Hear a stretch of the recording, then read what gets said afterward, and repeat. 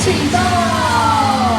第64届中小学全国科学展览会正式展开，来自各县市的2834名师生拢来到台南，同时嘛表扬全国38名优良指导教师，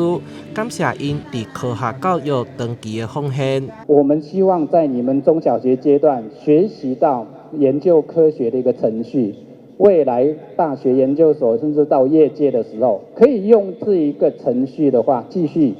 为科学界努力奉献。为期7天的中小学全国科展当中，有405件作品参赛，其中台南市有23件，每拼前3名之外，还佫有学校团体、空县市团体等大奖。市长黄伟体嘛特别替台南的同学加油打气。我们有这么多科学人才，不管是黄仁勋，不管是苏之峰，在科学界发光发热，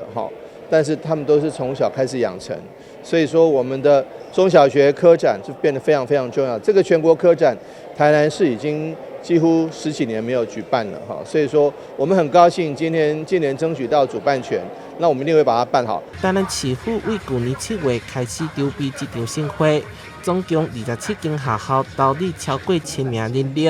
今年拄好是台南400，以着趣味科展精彩台南做主题，规划一系列精彩活动，期盼各县市师生会当享受科展的趣味，品味台南的精彩。台南新闻所采采访报道。